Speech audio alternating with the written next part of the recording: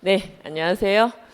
오늘 하시는 부분이 우리 그 계약법에서 그 출제도 잘 되지만 어렵기도 하고 중요한 부분입니다.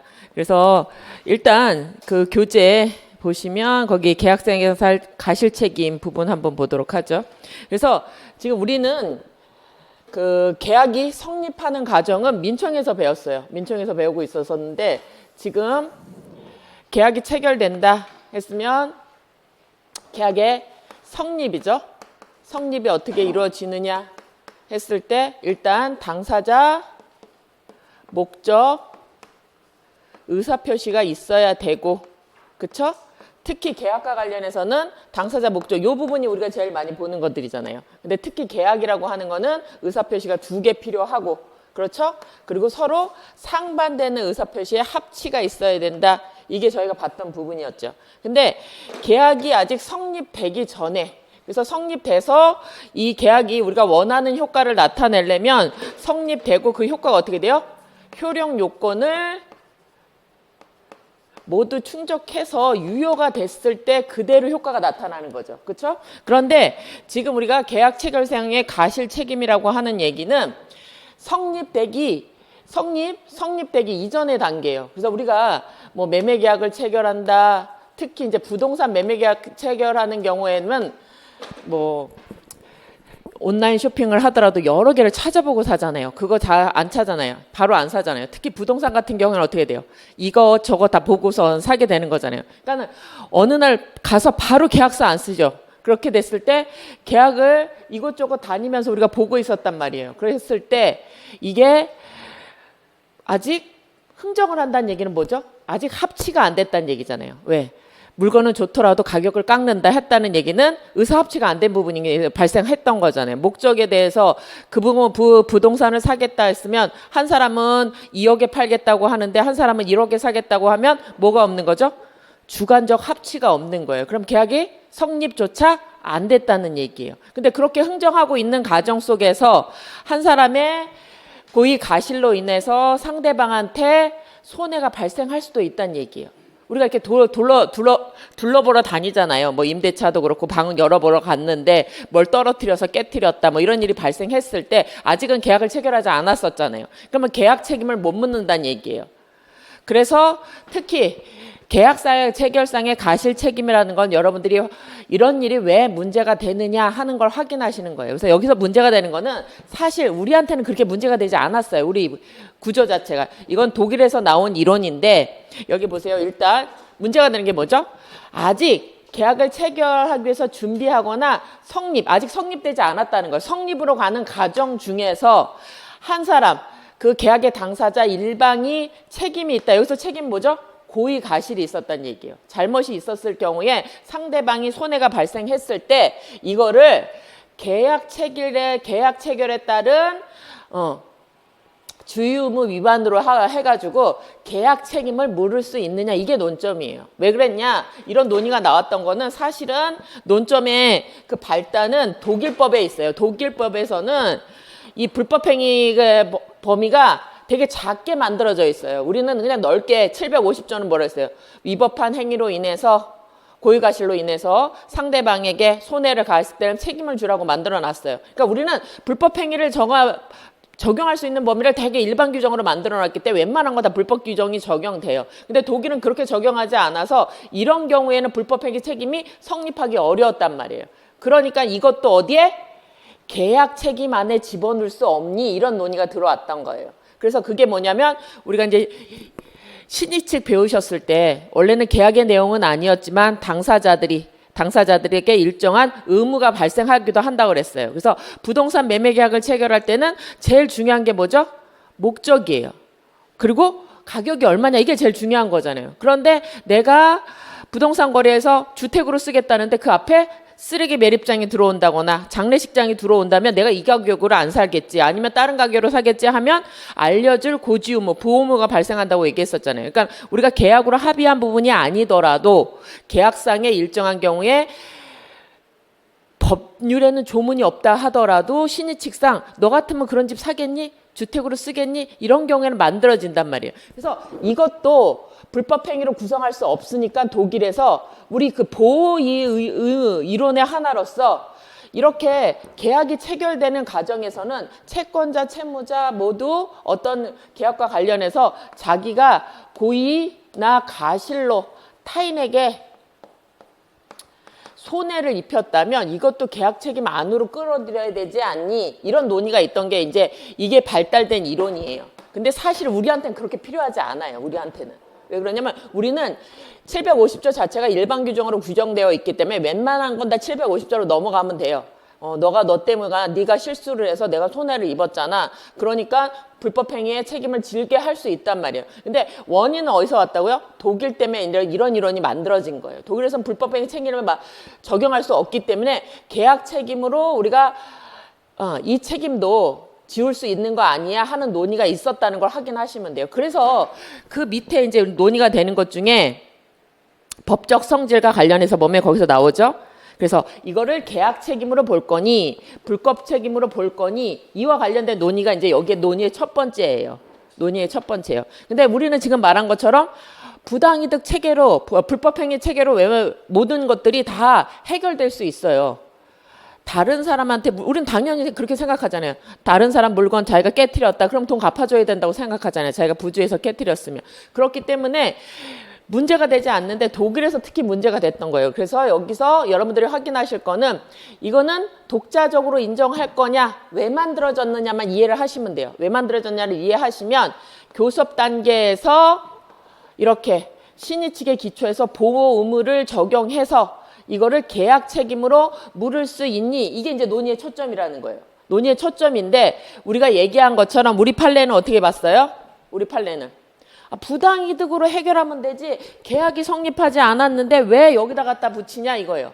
원래 뭐라고 그랬어요? 계약이 무효라고 하는 거는 계약이 성립했는데 그럼에도 불구하고 효과가 안 나타나는 거였잖아요. 그래서 우리가 거기 우리 오늘 자료 보시면 저희가 다시 자료를 거기 계약 전 시간에 나왔던 게 계약 체결서 가심 책임이 있었는데 거기 틀린 오타도 있고 해서 그냥 오늘 새로 나눠드렸는데 우리가 법률행위라고 하면 성립하기 위해서는 당사자 목적 의사표시가 있어야 되는 거죠. 그때 의사표시가 있다 여기 하면 여기 문제가 되면 당사자 사이에 합의가 있었다는 얘기예요. 근데 그것이 불일치했으면 이제 이런 여러 가지 흠결 사유가 있으면 그게 뭐가 되는 거죠? 원칙은 무효 사유가 되는 거고 예외적으로 취소 사유가 되는 거였잖아요. 그렇죠? 그러니까 여러분들이 확인하실 때 성립조차 안 한 경우 처음부터 계약의 당사자 목적 의사표시가 2개 있었으나 합치가 안 된 경우 이런 것들은 어떻게 돼요? 아직 계약 성립조차 안 된 거였잖아요. 이런 것들을 계약 책임으로 물을 수 있겠니? 왜요? 성립되고 이런 요건이 흠결이 있을 때 우리는 뭐라고 그랬어요? 무효라고 얘기하잖아요. 그럼 무효는 영원한 무효가 한 번 무효는 그런 계약은 존재하지 않았다고 보는 거잖아요. 그러면 잘 성립돼서 무효가 된 것도 아무런 법적 효과가 안 나타나는데 아직 성립 전의 단계에 있는 것들에게 우리가 계약 책임을 물을 수 있는 거야. 이런 논의가 발생했다는 거예요. 우리는 특히 이런 것들을 뭘로 해결할 수 있다고 그랬어요? 불법행위로 해결할 수 있잖아요. 그런데 왜 여기다 갖다 집어넣냐는 거예요. 아직 무효라고 했을 때는 아무런 법적 효과 없다. 그러니까 돌려줘야 된다고 우리 여태까지 배웠었잖아요. 민총회에서. 그러니까 굳이 이런 걸 만들 거니 이런 논의가 나타났다는 거예요. 그래서 여러분들이 여기 확인하셔야 될 것 중에 하나가 이런 논의가 있는데 그래서 판례는 뭐라고 얘기해요? 판례는 조문에 있는 거 말고는 판례는 이렇게 계약 교섭 과정 속에 부당한 파기가 있다. 이거는 무슨 얘기죠? 믿게 했다는 거예요. 계약이 체결될 거라는 걸 상대한테 신뢰를 했지만 아직 계약은 성립했어요? 안 했어요? 성립조차 안 했단 말이에요. 그런데 문제는 뭐예요? 상대방은 믿었고 그래서 그런 행위로 해서 많은 손해를 보게 되는 일이 발생하죠. 특히 이제 그 예전에 판례 중에 하나 나왔던 게 그 판례가 있었어요. 속에는 아이스크림이고 위에는 떡 있는 거 있었잖아요. 그런 것들이. 그래서 그것하고 관련해서 그걸 만들기 위해서 독일에서 뭐 엄청나게 이제 그걸 대기업에서 그 계약을 맺겠다고 하니까 만들려면 기계를 갖고 와야 되잖아요. 그래서 그걸 이제 독일에서 큰 기계를 사다 놨는데, 그러니까 자기는 큰 대기업하고 계약을 하려면 그게 수량이 많을 거 아니에요. 돈을 엄청 투자했어요. 그렇게 하면 하겠다고. 근데 나중에 계약이 체결 안 됐어요. 그러면 이 기계는 그 떡 만든 데밖에 못 쓰는 거잖아요.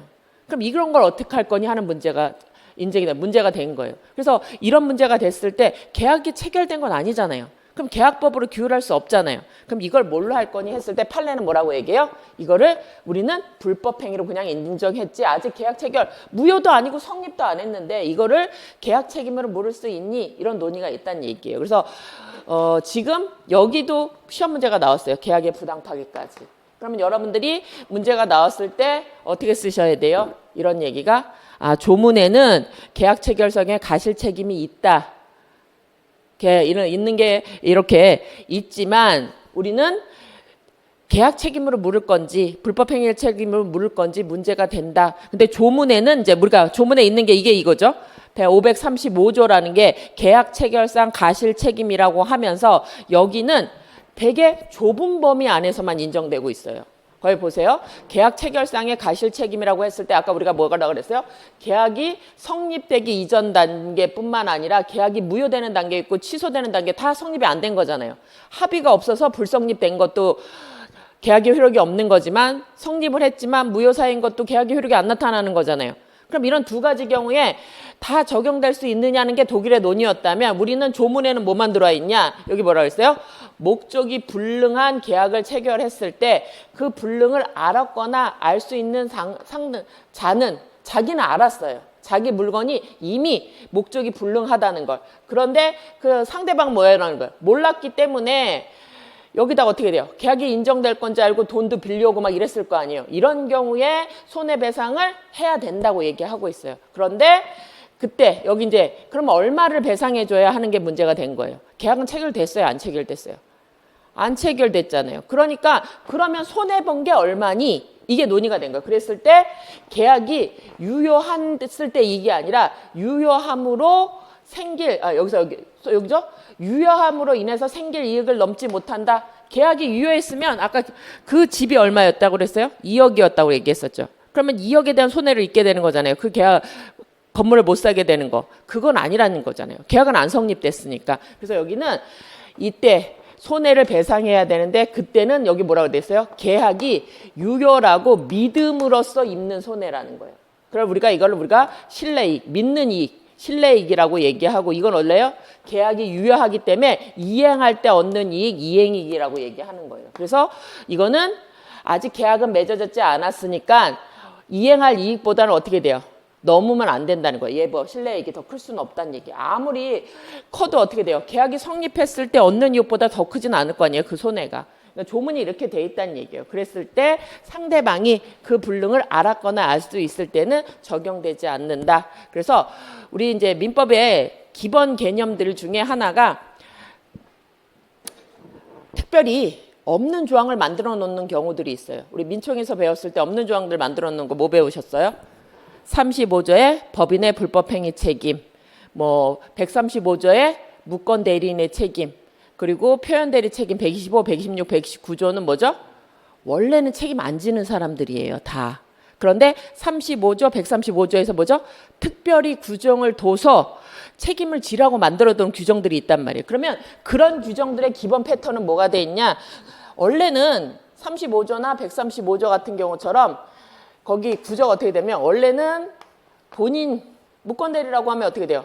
갑이라는 본인이 있을 때 을이 갑대리인 을이에요 하고 계약을 체결했었잖아요. 그러면 얘는 뭐라는 얘기예요? 대리인이라고 얘기하는 거는 나는 법적 책임을 안 진다는 게 들어와 있었어요. 왜 그래요? 제가 이혼을 해요. 그럼 제가 변호사를 선임해요. 법률 대리인을 선임하잖아요. 그럼 대리인이 갔다고 하고 이혼하는 게 아니잖아요. 본인이 법적 효과를 맞는 거잖아요. 그러면 대리인은 이렇게 자기가 대리 행위로 해내서 계약을 했다고 해서 그 행위가 자기한테 오는 건 아니에요. 그 효과가 누구한테 가는 거예요, 원래? 본인한테 가는 거죠. 그래서 계약의 당사자가 그렇죠. 제가 이혼하려고 하면 이혼의 당사자는 저하고 저 남편이겠죠. 변호사는요. 자기가 대신 행위를 하지 법적 효과는 안 받는 거잖아요. 그런데 135조에서 특별 규정을 둬가지고 뭐라고 얘기해요? 사실은 얘가 대리권이 없었다. 그럼 본인이 추인도 하지 않았다. 그리고 표현대로도 성립되지 않았다면 얘는 아무한테도 물을 수가 없게 되는 거잖아요. 물을 수 없잖아요. 그리고 대리한테 물을 수 있어요? 너 나하고 이혼하자고 얘기할 수 있어요? 위자료 달라고? 얘기 못 하잖아요. 이랬을 때 선이 무과실이었을 때 상대방이 이때 어떻게 돼요? 이 무권 대리권이 증명하지 못하고 본인이 추인하지 않았을 때는 135조에 대해서 법정 무과실 책임을 진다고 되어 있어요. 그러니까 법률 규정에 따라서 누가 얘가 잘못이 없다 하더라도 얘가 을과의 관계에서 뭐죠? 이행 또는 손배 책임을 얘의 선택에 따라 지도록 하고 만들어졌단 말이에요. 우리 민총에서 열심히 배웠잖아요. 이게 똑같은 논리가 법인의 불법 행위도 똑같은 논리예요. 그리고 어디요? 125, 126 표현대로도 이런 원리로 만들어졌다는 얘기예요. 원래는 책임을 지지 말아야 되는데 일정하게 법률 규정에 따라서 예외적으로 책임을 지어주는 경우가 있단 말이에요. 그랬을 때는 왜 인정됐어요? 얘는 잘못이 하나도 없잖아요. 선이 무과실인 거잖아요. 얘는 대리권도 없으면서 왜 남의 권리를 대리하는 얘기예요. 그래서 법률 규정에서 얘를 보호하기 위해서 특별히 만들었단 말이에요. 35조도 마찬가지예요. 법인의 불법행위 책임과 관련했을 때 법인은 원래 자기가 돌아다니면서 사람들 찌르고 다니고 때리고 다니지 않을 거 아니에요. 그러니까 법인 자체는 불법행위 책임을 지는 게 아니에요. 원래는 법인은 불법행위라고 한 사람은 때린 사람, 행위한 사람만이 책임지는 거란 말이에요. 그런데 누굴 보호하기 위해서? 피해자를 보호하기 위해서 얘가 잘못했을 때, 대표자가 잘못했을 때 직무 관련성이 있으면 법인한테도 책임을 지게 하는 규정이거든요. 이런 규정들은 다 법률 규정에 따라 없었으면 책임을 안 지는 거예요. 규정이 있기 때문에 책임지는 거지 행위 책임이 아니란 말이에요. 그런데 지금 여기도 마찬가지예요. 아까 우리가 이 535조도 뭐라고 그랬어요? 원칙적으로 우리나라에서는 특히 이게 필요한 조문은 아니라고 그랬잖아요. 뭘로 하면 돼요? 그냥 불법 행위로 해서 문제 되면 되잖아요. 네가 알면서도 지금 네 목적물이 네가 팔려가는 물건이 이미 없음에도 얘한테 팔았다? 그럼 어떻게 돼요? 불법 행위 책임 물을 수 있단 말이에요. 근데 굳이 여기서 뒀잖아요. 그랬다면 여기는 어떻게 돼요? 이렇게 상대방을 위해서 뒀다면 여기 들어가는 게 뭐죠? 상대방은 알았거나 알 수 있을 때는 적용되지 않는다. 이게 기본 원칙이란 말이에요. 민법에서 특별히 누구를 위해서? 얘를 위해서 뒀을 때는 얘는 선이 무과실이었잖아요. 지금 누구를 위해서 둔 거예요? 계약의 상대방이죠. 얘는 한 사람은 자기 물건이 이미 타버려서 없었다는 걸 알았다는 얘기예요. 그래서 이게 문제를 보면 어떻게 돼요?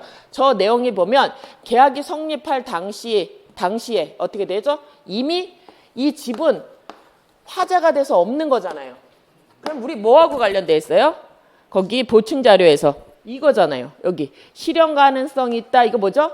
원시적 불능은 아니어야 된다는 거잖아요. 그럼 이게 무효사유인 거잖아요. 무효사유. 그래서 원래는 이럴 수도 있어요. 이 사람들이 계약을 체결하려고 교섭하고 있는 단계에서는 집이 존재하고 있었단 말이에요. 근데 중간에 타버릴 수도 있어요. 근데 자기는 알고 있지만 상대방은 자기가 구경 갔을 때는 집이 있었잖아요. 그러면 여기 와서 계약서 쓰려고 그러면 뭐죠? 쓰지 마. 이 집은 없는 거야 라고 얘기해야 되는데 자기는 알면서 계약을 이 사람한테 이 집을 팔 수 있는 것처럼 계약을 체결했다는 얘기잖아요. 그런 경우에는 이때는 책임을 지우겠다는 얘기잖아요. 그때 누구요? 상대방 보호를 만들기 위해서이기 때문에 조문에서 어떻게 돼 있어요? 이렇게 책임을 지우기 위해서는 얘도 최소한 악의는 아니어야 되고 알 수 없어요. 선이 무과실을 요건으로 한단 말이에요. 그래서 여러분들이 공부하실 때 민총을 잘 공부하셨다면 기본적으로 이게 특별히 만든 규정이라면 그 사람을 위해서 만들었다면 그 사람은 최소한 어떻게 된다? 선이 무과실이란 말이에요. 근데 우리가 무중과실은 35조에서 암기를 했던 거잖아요. 기본적으로 안 외워도 되는 것들이 있어요. 외워야 하는 것들이 있고 세트로 묶였을 때 확인하셔야 되는 부분들이 있어요. 근데 지금 우리 2차도 마찬가지예요. 2차는 뭐라고 그랬어요? 조문 안주는 시험 문제는 조문을 외우라는 거예요.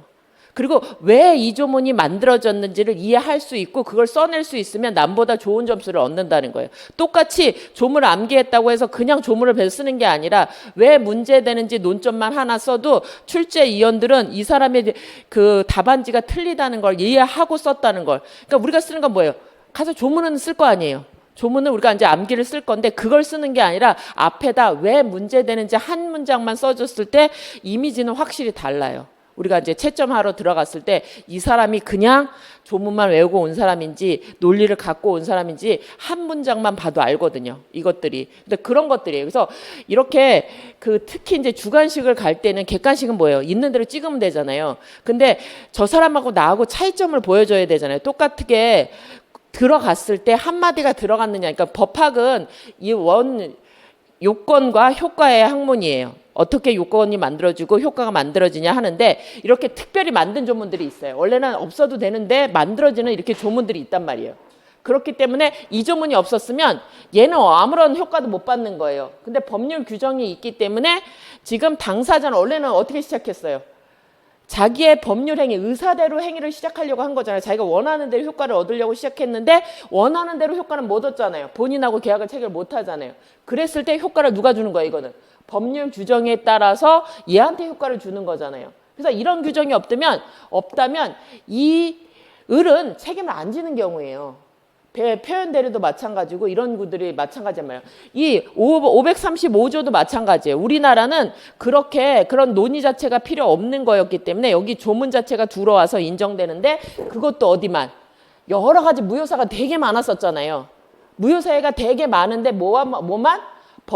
무효사회 중에서 원시적 불능에 대해서만 특별히 이렇게 규정을 뒀단 말이에요. 알고 있다고. 그러면 왜 다른 거는 안 되는데 얘는 계약 책임상의 가실 책임을 물을 수 있니? 이게 이제 여러분들이 있다가 아는 게 아니라 왜 있는지를 아셔야 돼요. 왜 있는지. 그래서 이 조문의 특징이 뭔지를 확인하셔야 된단 말이에요. 특징이 뭔지. 그래서 얘는 특별 규정이에요. 특별 규정이라고 봐야 돼요. 그래서 거기 보면 우리가 아까 앞에서 본 것처럼 계약 교섭 단계 부당이득에 대한 손해배상은 우리는 그냥 불법행위로 인정했다고 말씀드렸었잖아요. 그래서 이건 내용에 대한 것들을 일단 왜 만들어졌는지를 알고 그거에 따라서 그 조문을 정확하게 아시면 각각의 문제가 나왔을 때 여러분들이 쓰실 수 있단 말이에요. 그래서 계약의 부당파악이 나왔을 때도 어떻게 돼요? 계약 체결성의 가실 책임이 문제될 수 있으나 우리는 불법행위 요건을 넓게 하고 뭐죠? 그래서 여기는 뭐죠? 535조가 적용될 수 있느냐 하는 문제예요. 근데 535조는 특별히 규정을 뒀기 때문에 이때 판례는 유추 적용 안 했다. 이런 걸 이제 여러분들이 쓰실 수 있으면 되는 거죠. 그래서 보시면 요건들은 쉬워요. 요건은 그냥 조문에 있는 거잖아요. 근데 일단 조문을 아셔야지 여러분들이 조문을 안 갖고 들어가시니까 외우셔야 되는 거잖아요. 그래서 거기 보면 무효 사유가 되는 경우예요. 그래서 일단 확인하실 게 거기 보면 원시적 객관적 전부 무효일 때 적용된다. 이건 왜 그래요? 우리가 이제 뒤에 가서 배우겠지만 담보 책임하고 차이점이에요. 담보 책임. 이게 전부가 불능된 경우가 아니라면 원시적 객관적 전부 불능이 아니라면 어떻게 돼요? 집이 아직은 존재해요. 근데 반만 부서졌어요. 이렇게. 그럼 이때는 어떻게 돼요? 이거 남아있잖아요. 그러면 일부만 무효가 될 거니 이런 문제가 발생할 거란 말이에요. 그러면 그때 담보 책임과 관련해서 우리가 일부 무효에 관한 것들이 인정될 거냐 하는 문제가 나올 수도 있어요. 그러니까 그런 것들을 확인하시고 그리고 주관적 불능이라는 건 뭐죠? 건물 자체는 존재하는 거죠. 근데 주관적 불능은 뭐죠? 예를 들어서 갑이 을과 매매 계약을 하기로 했다. 원래는 갑이 주인이었다는 거잖아요. 근데 갑이 이거를 다른 사람한테 팔아버렸다, 매매했다. 그러면 얘는 소유권을 넘겨줄 수 있어요, 없어요? 갑은 소유권을 을한테 넘겨줄 수 없잖아요. 그래서 원래 객관적으로 건물이 존재한다 하더라도 갑은 을한테 소유권을 못 넘겨주잖아요. 그래서 이건 뭐예요? 자기 자신, 걔 자신 주관만 불능하게 됐다는 얘기예요. 객관적 불능은요. 이 물건 자체가 없어졌다는 얘기예요. 그래서 두 개를 확인하실 수 있대요. 그래서 주관적 불능이라면 어떻게 가능해요? 다시 사다 주면 되잖아요. 이게 타인 권리 매매잖아요.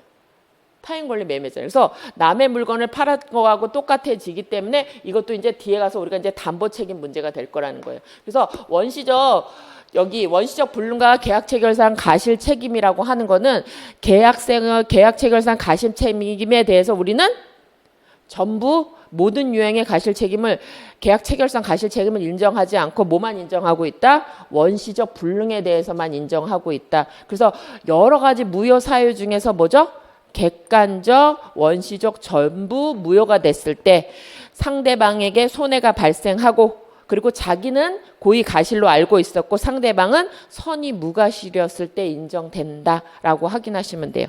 그래서 이때 이제 효과로 나타나는 게 아까 얘기한 대로 아직 계약은 성립하지 않았으니까 계약 책임을 물을 수는 없죠. 그래서 이때 손해가 뭐냐 했을 때 그 손해가 여기 잘 하고, 그러니까 여러분들이 주관식을 쓸 때 잘 쓰셔야 돼요. 이거는 뭐죠?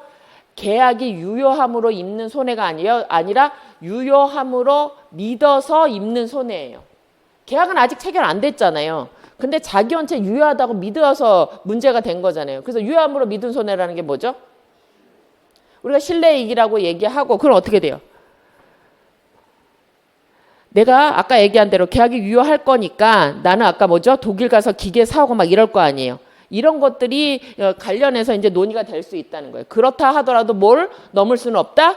계약이 유효했으면 얻었을 이익, 이행이익을 넘을 수는 없다 하는 것들을 확인하시기 바랍니다. 근데 사실은 넘을 수 있어요. 근데 조문에서 뭐라는 거예요? 손해가 발생했더라도 이만큼밖에 안 주겠다는 얘기예요. 신뢰이익만큼. 이행이익 이상은 안 주겠다는 얘기예요. 여기는. 현실적으로는 더 넘을 수도 있어요. 그게 첫 해는 기계를 사온 값이 더 많을 수도 있어요. 그 사람들이 몇 년 동안 얘기하면 그걸 뭐죠? 기계값이 훨씬 비쌀 수도 있단 말이에요. 그 그거 떡 파는 거보다, 이윤보다도. 그래서 근데 그 사람 뭐죠? 장기적인 걸 보고 사올 수도 있단 말이에요. 그래서 그 일의 1년에서는 더 이행이익보다는 더 많이 나올 수도 있어도 언제를 넘지 못한다? 이익을 넘게는 손해배상 안 해주겠다는 얘기예요. 그래서 이 부분 확인하시고, 그래서 이때 이제 하나는 뭐죠? 그래도 여기 뭐가 적용돼요? 부당이득 법리는 그대로 적용된다는 거예요. 부당이득하고 손해배상은 상관이 없는 거죠. 부당이득은 뭐죠? 법률상 원인 없이 이득을 얻었냐는 거고, 불법행위는요. 위법한 행위로 손해가 있었냐는 얘기예요.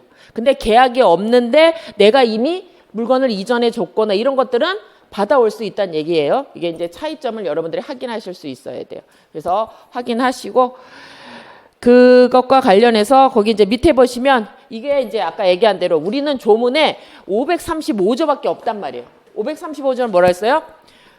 무효 사유 중에서도 특히 원시적 전부 불능에서만 규정을 하고 있어요. 이것만 원시적 불능만 규정하고 있단 말이에요. 근데 이 외의 것도 적용할 수 있느냐, 이게 이제 논의가 됐던 얘기예요. 그래서 크게 보면 뭐가 돼 있어요? 계약이 성립하기조차 안 한 거.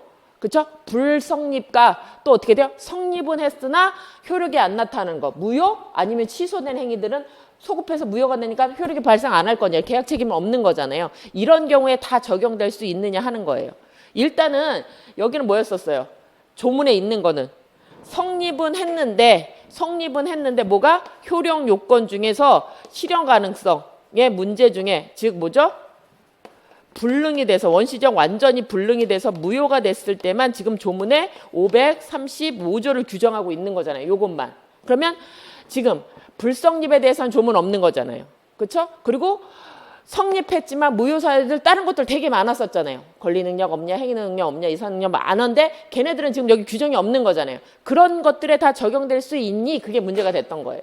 그래서 그 중에 하나가 거기 보면 불성립한 경우 문제될 수 있냐? 그러니까 아직 성립은 안 했어요. 합치도 없었어요. 그냥 보러 온 거예요. 우리가 보러 오잖아요. 집 보러 오잖아요. 집 보러 왔어요. 그럼 보러 왔을 때 뭐 사겠어요? 말 안 하잖아요. 일단은 구경하잖아요. 아무 말도 없었어요. 그래서 아직 사겠다 말겠다 말도 없었어요. 그랬는데 어떻게 됐죠?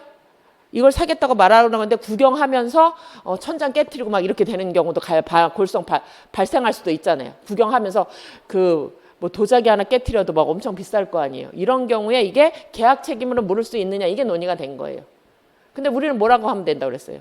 750조를 쓸 수 있다고 얘기했잖아요. 그러니까 판례가 야 조문 없잖아. 우리를 굳이 없는 걸 인정할 수 없어. 그래서 여기 다 뭐라고 얘기해요? 여기는 그냥 여러 가지 학설의 논의는 있었어요. 근데 우리는 뭐라고요? 우리 판례 보세요. 판례는 뭐라고 얘기해요? 거기 보면 유추 적용할 수 있느냐 논의는 있었지만 이렇게 의사 불합치 아직 의사가 합치하지도 않았어요. 사겠다고 말도 안 했어요. 그랬을 때 적용할 거냐는 논의가 있지만 뭐라죠? 불법 행위로 하는 거 할 수 있잖아. 그런데 왜 이거를 유추 적용하자 그러니? 이건 똑같지 않잖아. 얘는 성립하고 뭐가 됐어요? 무효가 된 경우잖아. 그러니까 적용하지 말자고 얘기하는 거예요. 판례에서는 뭐라고 얘기해요? 야 그냥 불법 행위로 해결하면 되지. 지금 조문에 있는 거는 여기는 어떻게 돼요? 성립하고 무효가 된 경우인데 지금은 이거는 성립도 안 했다면서 그걸 왜 여기서 유추 적용하자고 해? 그래서 적용 안 한다고 얘기하고 있는 거예요. 그래서 여러분들이 확인하실 때 그 535조는 특별한 규정이라고 보시고 그하고 관련된 것들이 적용되느냐? 적용 안 된다요. 왜 안 되느냐? 우리는 성립하고 무효사유 중 불능과 관련된 것만 적어놨고 그러니까 그것만 특별 규정이니까 그것만 적용한다고 판례는 계속 얘기하고 있는 거예요. 그래서 의사도 합치하지 않은 경우에 왜 저걸 적용하니? 이렇게 얘기하고 있는 거죠. 그래서 그 다음에 나온 게 이제 우리가 최근에 문제가 나왔던 거는 계약교섭의 부당 파기와 관련된 문제가 나왔었어요. 그랬는데 여기도 마찬가지예요. 아직 계약이 성립했어요? 안 했어요? 아직 성립 안 한 거예요. 이것도 성립하지 않았어요. 그냥 교섭하고 있는 단계라는 얘기죠. 뭐라는 얘기예요? 깎아주세요. 조금 깎으면 안 될까? 요건 빼주면 안 될까? 뭐 이건 더 주면 안 될까? 이제 계약하고 있는 거죠. 우리 할 때 막 얘기하잖아요. 뭐 하나 붙여주세요. 돈 더 주세요. 뭐 이런 거 하는 거잖아요. 그랬을 때 교섭하면서 확실하게 체결할 것처럼 상대방한테 막 기대를 신뢰를 부여해서 야 내가 너 그 기계만 있으면 할 거야. 그런 거죠. 너 공장에서 너 기술은 좋더라. 기계만 있으면 나 너하고 계약 체결할 거야. 그럼 아직 계약 체결 안 한 거잖아요. 기계만 있으면 할 거라는 거잖아요. 그러니까 이 사람이 어디 가요? 기계 사러 가는 거죠. 그래서 안 해주면 어떻게 돼요? 그때 이렇게 그래서 나는 믿고 기계를 사러 간 거죠. 이랬을 때 상당한 이유 없이 계약 체결을 거부하면 이 사람은 어떻게 돼요? 막대한 손해를 입게 되잖아요. 이런 경우에 신의승상 원시자 우리가 계약 책임을 묻자라고 얘기했지만 우리 판례는 뭐라는 거예요? 그거 그냥 불법 행위로 하면 되잖아. 계약 책임은 아니야 라고 얘기하는 거잖아요. 계약 책임. 아직 계약은 성립하지도 않았다면서 그리고 조문에도 없잖아. 그래서 얘기하고 있는 거예요. 그래서 우리가 이거는 1조하고 관련돼 있어요. 사실은. 판례는 어떻게 계속 얘기하고 있어요. 1조에서. 법률의 규정에 있으면 규정에 따르고 없으면 간수법 조리잖아요.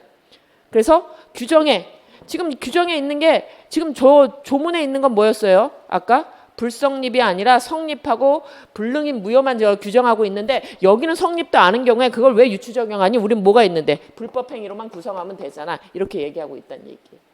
그래서 이런 식으로 해서 여기도 맞죠? 그 체결 그 부분만 확인하시면 돼요. 그래서 어쨌든 이것도 손해배상 범위는 똑같아요. 왜 그래요?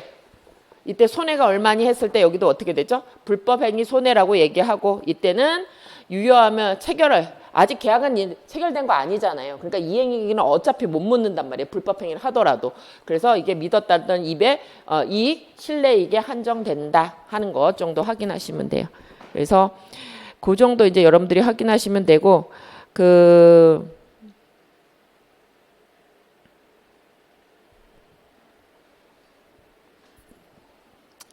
그래서 우리가 신뢰 손해라고 했을 때 판례다가 구체적으로 얘기하면 이제 이게 조금 심하게 나오면 이렇게 나올 수도 있어요. 그럼 신뢰이익이 뭐니? 라고 했을 때 우리가 뭐 처음에 경제일 입찰 같은 거 하잖아요. 그럼 견적서 내라고 하잖아요. 그럼 우리는 어떻게 돼요? 내가 계약을 못 맺을 수도 있지만 한번 내보자 하는 거잖아요. 그러니까 이건 어떻게 돼요? 계약이 체결 않을 수도 있다는 걸 전제하고 드리는 비용이잖아요. 그냥 내가 입찰해버려. 이거는 신뢰에게 해당하지 않는다는 거예요. 처음부터 계약이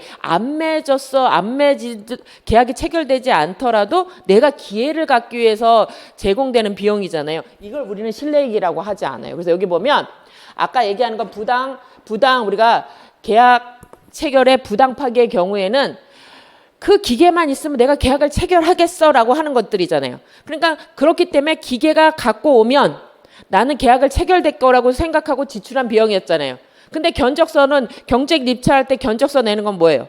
이걸 견적서를 내도 계약이 계약이 꼭 체결되는 건 아닐 수 있다고 지출하는 비용이잖아요. 그래서 이거는 여기에 해당하지 않아요. 그래서 여기 신뢰이익이라고 하면 성립을 기대하고 지출하는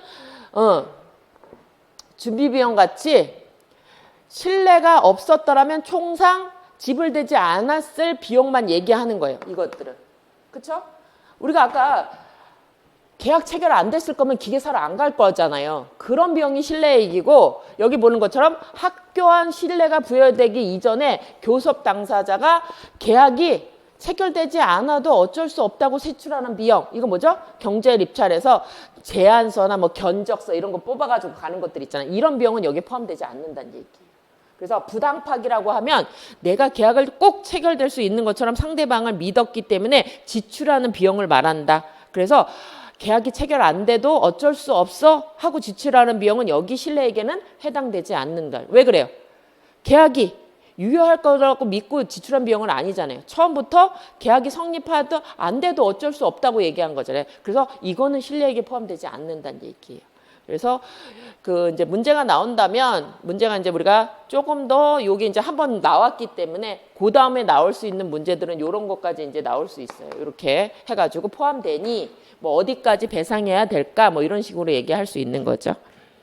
그래서 그 부분까지 확인하시면 돼요. 그래서 보시고 그 나머지 줄 그은 거 보시면 돼요. 넘어갑시다.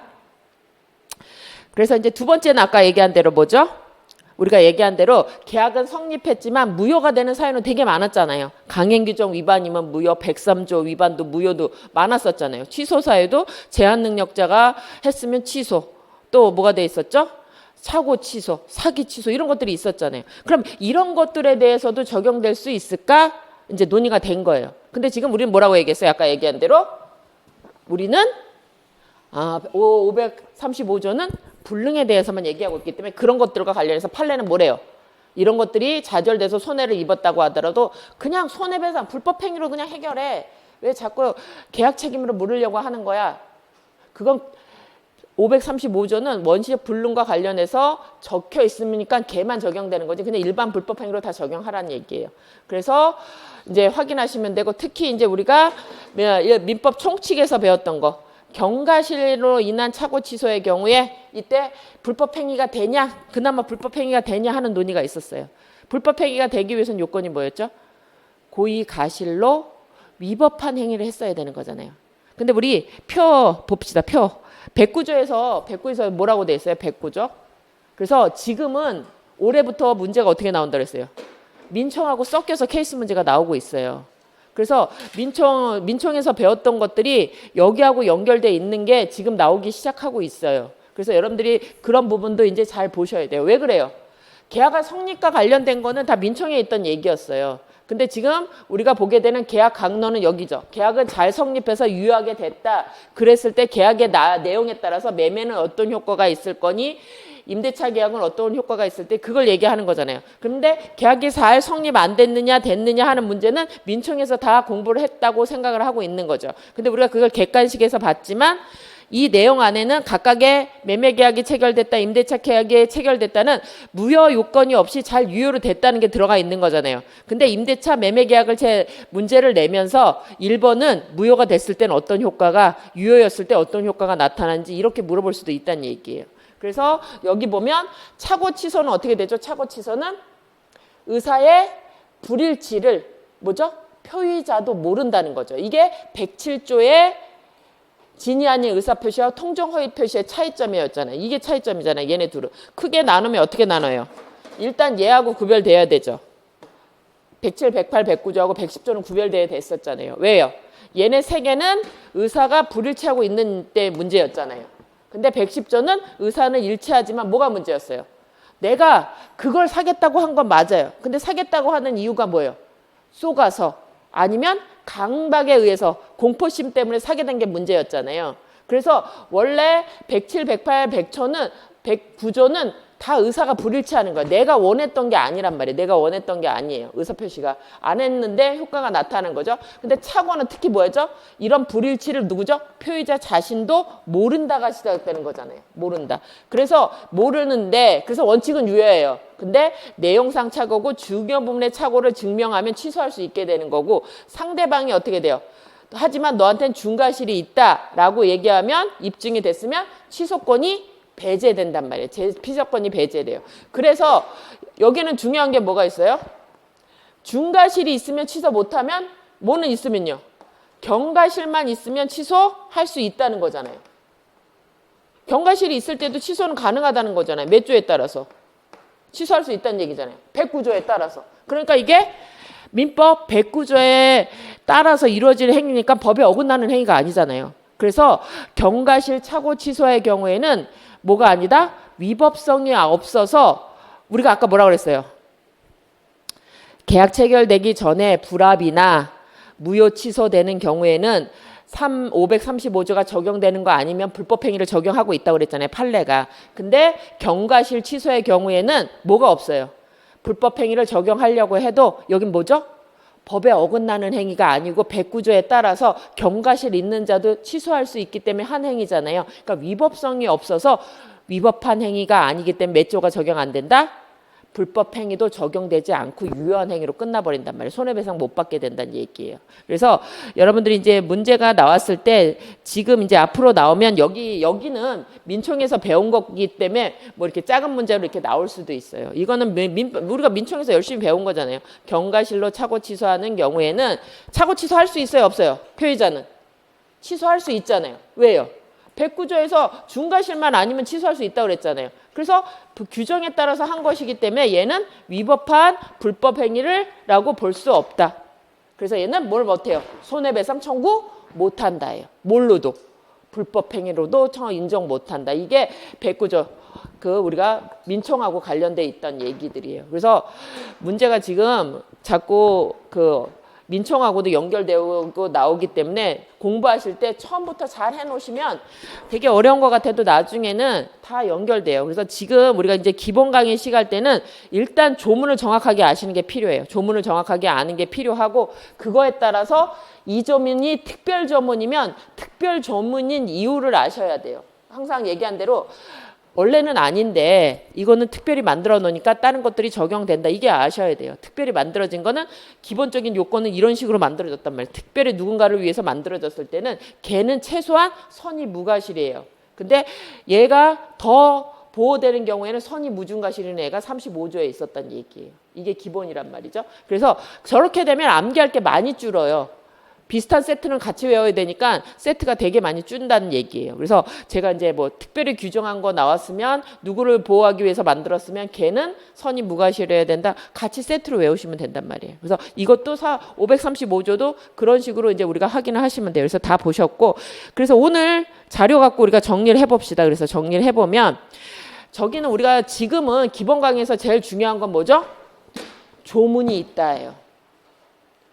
조문 없는 2차 시험은 조문을 암기하는 게 제일 중요한 거예요. 근데 이 조문이 왜 만들어졌느냐, 그리고 다른 것들과 관련해서 이 조문이 적용될 수 있느냐, 이거 이제 보시는 거잖아요. 우리가 민총의 계약 강론은 앞으로 나오는 계약에 다 적용될 것들이잖아요.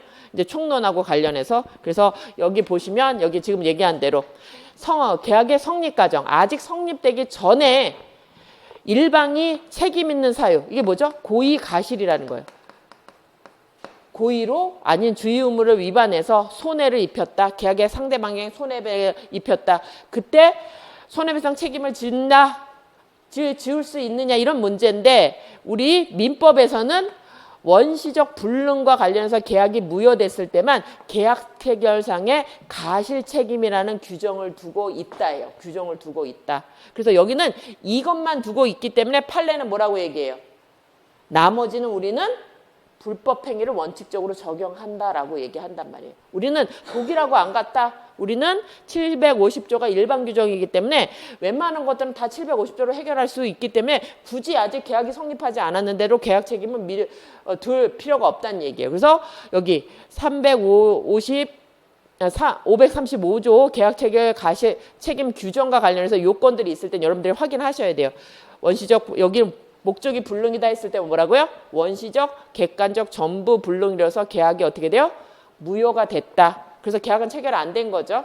효력이 없는 거다. 그랬을 때 자기는 알았거나 알고 있었으면서 상대방이 그 계약이 존재할 거라고 유효할 거라고 믿고 했을 때는 그 손해를 배상해야 된다 하는 거 그대로 확인하시면 돼요. 그리고 상대방은 모르고 모르는데 가실이 없어야 된다. 요건. 그래서 원시적 불능이고 얘는 성립을 전제로 하여서 무효인 경우다라는 거 확인하시고 그랬을 때 한 사람은 악의 또는 가실이 있고 상대방은 선의 무가실할 때 그때 손해를 책임지게 되고 그 손해의 효과는 아까 얘기한 대로 아직은 계약을 체결되기 전이니까 이행이 아니라 계약이 유효하게 체결될 거라고 믿었을 때 입는 손해에 한정되고 이행이익을 넘지 못한다. 그래서 논의됐던 판례가 논의했던 거는 그러면 지금 여기서 논의된 건 어디예요?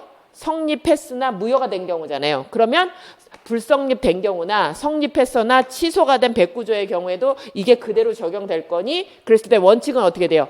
적용 안 된다잖아요. 뭘로 할 거라는 거예요? 불법행위로 해결할 거다 하는 거죠. 뭔 안 돼요? 535조 유추 적용 안 한다는 게 이게 원칙이란 말이에요. 그래서 부당 파기의 경우에는 뭘로 구성한다? 불법행위 요건이 맞는지에 따라서 인정된다. 그래서 위법성이 인정되어야 돼. 불법행위 되기 위해서는 어떻게 돼요? 고의 가실로 위법한 행위여야 되잖아요. 그래서 위법성이 인정되어야 되는데 그래서 위법성이 인정되기 위해서는 그 계약이 체결될 거라는 정당한 기대가 있고 그에 따라서 믿고 행동을 했을 때 정당한 이유 없이 거절한다면 그때는 위법성이 인정되는 것이고 그때 손해배상 범위는 실내액 배상이 된다 이렇게 확인하시면 되는 거예요. 그래서 여기는 아까 얘기한 대로 무효 말고 우리가 이제 인정되는 거 맞죠? 말고 이렇게 취소의 경우에도 적용되느냐 특히 109조의 경우에 경과실로 인한 취소에 문제가 되느냐와 관련해서 우리가 이제 1차 때 객관식에 배우신 것처럼 불법행위 요건 중에 뭐가 인정 안 된다? 위법성이 부정되기 때문에 이때는 불법행위로 인한 손해배상 인정 안 된다. 이것까지 이제 확인하시면 우리가 민총까지 해갖고 다 연결되시는 거예요. 그래서 계약 체결 가실 책임이라고 했을 때는 일단 조문이 535조가 있는데 이걸 어떻게 돼요? 불능과 관련된 무효 사유의 경우에서만 인정되고 나머지와 관련돼서는 우리는 뭘 적용한다? 불법 행위를 적용할 거다. 그런데 부당 파기와 관련해서는 위법성이 존재해야 되기 때문에 위법할 정도가 돼야 되죠. 그래서 어떻게 돼요? 계약 체결을 믿을 만한 정당한 이해가 있어야 돼요. 그리고 그걸 믿고 얘가 행위를 했는데 그에 어긋나는 행위를 했다. 이거 뭐하고 비슷해요? 요건이. 신의 측의 요건. 신뢰부여 그에 따른 행동 반하는 행위 거부한다. 그래서 신뢰 원칙에 따라서 어떻게 돼요? 불법행위 책임을 인정하고 있다는 얘기예요. 그래서 이런 요건이 갖춰졌을 때 그 손해배상 범위는 어디까지? 계약은 체결되지 않았으니까 이행이익은 못 묻는단 말이에요. 그래서 신뢰이익 손해만 인정된다. 이거 보시는 거예요. 이렇게 관련되어 있다는 거예요. 그래서 여기는 여기 이제 계약 교습의 부당 파기와 관련돼서는 불법 행위 책임을 묻기 때문에 위법성이 있느냐 이게 이제 논의의 초점이라는 걸 확인하셔야 돼요. 초점이 달라져요. 계약 체결상의 가실 책임은 뭐죠? 계약법에 따라서 보호 의무, 신뢰 이익상의 보호 의무가 나오냐 이게 중요하다고 말씀드렸잖아요. 계약할 때 계약 당사자한테 주의를 해줘야 되느냐. 그래서 주된 걸로 나오는 것 중에 하나가 계약을 체결하거나 우리가 계약 과정에서 뭐 근로자를 일을 시킨다, 뭐 고용계약을 한다. 그럼 어떻게 돼요? 원래 고용계약하면 뭐 해야 돼요? 일 시키고 돈 주면 되는 거잖아요. 근데 어떻게 돼요? 안전배려 의무가 있어서 뭐 모자는 씌워야 되고 위험한 일은 못하게 하고 안전망 이거 해야 되는 것처럼 이런 안에서 인정되어야 된단 말이에요. 계약 범위 안에 포함돼서 책임을 지울 것이냐 한다면 이 불법행위 책임은 뭐라고요? 불법행위는 고의가실로 위법한 행위로 인해서 손해가 만들어져야 하기 때문에 이렇게 고소업 단계 부당 파기에 관해서는 불법행위 책임을 묻기 때문에 위법성이 있으려고 하면 뭐죠? 그만한 상대방이 어떻게 돼요? 보통은 계약 왔다고 해서 다 계약 체결 안 하잖아요. 우리가 뭐예요? 계약 자유였잖아요. 내 집에 오는 사람이 마음에 안 들어요. 계약 안 할 수 있는 거잖아요. 계약 자유. 그거는 내 마음이잖아요. 계약 안 하고. 그럼 왜 안 해요? 그랬더니 냄새 나요? 막 이렇게 물어보면 그냥 싫으면 자기가 안 할 수는 있는 거잖아요. 계약 체결하기 전에는. 그런데 여기는 뭐죠? 정당한 기대를 하고 있단 말이에요. 네가 그 기계만 독일에서 사오면 나는 체결할 거야. 그러니까 얘는 어떻게 됐어요? 진짜 체결될 줄 알았으니까 살아갔겠죠. 그 비싼 거를. 그런데도 반대 사왔는데 거부한다. 그러면 그때는 위법할 정도가 된다는 얘기예요. 이 정도 됐을 때만 부당 파기가 된다는 거예요. 그냥 계약을 체결 안 한다고 해서 대부분의 경우는 부당 파기 아니잖아요. 부당 파기가 아니잖아요. 체결하기 전인데 그 계약 체결을 물을 수는 없는 거잖아요. 원칙적으로. 그래서 이것 정도 보시면 돼요. 그래서 근데 아직까지는 우리가 문제가 쉽게 나와서 어떻게 나오냐? 뭐 체결하는데 정당한 기대가 있었다. 어떻게 물을 수 있느냐? 아직까지는 이런 정도로 나왔단 말이에요. 그런데 이제 사례가 구체가 되면 어떻게 나오세요? 판례가 나온단 말이에요. 내는 사람도 그래서 나오는 것들이 판례에서 나와요. 왜? 문제를 출제하는 사람들이 조금만 잘못 내면 판단의 여지가 만들어지는 거는 출제 논의가 만들어져요. 그래서 문제가 나온다고 하더라도 판례 있는 부분을 내요. 왜요? 답이 있는 걸 내야 돼요. 주관식이 이게 갈라지면 안 되니까. 그래서 사시처럼 옛날부터 이거 요건을 갈라서 쓰는 게 아니라 우리는 뭐죠? 답이 있는 걸 쓰는 걸 돼. 왜? 판례가 있는 걸 쓰라고 해요. 판례가 있는 걸. 근데 우리 시험만 그렇지 않고 뭐 변리사도 변호사도 지금 시험은 다 판례가 있는 걸 쓰게 한단 말이에요. 그러니까 우리도 판례가 있는 걸 쓰게 할 거란 얘기예요. 그러니까 조문에 있던 것이든 판례가 있던 걸 문제를 낼 거란 얘기예요. 그래서 여러분들이 이제 문제가 나왔을 때 어디 보세요 하는 것들은 그와 관련돼서 구체적으로 판례가 명시된 것들이에요. 이것도 그렇고 이거는 우리가 1차에서도 공부 계속 했던 부분이고 이런 것들 있잖아요. 이런 것들은 확실히 판례가 있던 부분이기 때문에 나올 수 있는 부분이고 얘는 뭐죠? 조문이기 때문에 그냥 나오는 거예요. 조문을 외우고 있느냐 이거 문제가 나오는 거예요. 그래서 여러분들이 문제가 나오면 일단은 이거 하고 요건 외우시고 효과 외우시고 그리고 판례에 있는 것과 관련해서 더 확장될 수 있는 거 거기 굵은 글씨 된 거 있잖아요. 그런 식으로 문제가 나올 거라고 하는 거예요. 그래서 문제가 아무데나 나오진 않아요.